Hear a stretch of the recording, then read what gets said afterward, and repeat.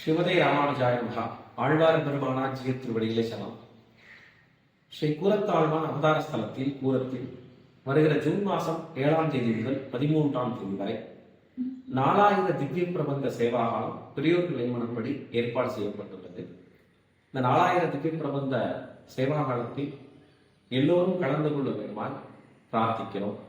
ஆழ்வார்களின் அருளிச்செயல் அமுதம் என்னும்படியான தலைப்பிலே லோகசேமார்த்தமாக எல்லா அடியார்களும் கூடி ஆழ்வார்களுடைய ஈரச்சொற்களாக இருக்கக்கூடிய இந்த திவ்ய பிரபந்த பாசனங்களை சேவிப்பது சேவாகாலம் பண்ணுவது என்னும்படியான ஒரு கைங்கரியமாக்கப்பட்டதை ஆச்சாரியனுடைய நியமனத்தாலே ஏற்பாடு செய்யப்பட்டுள்ளது.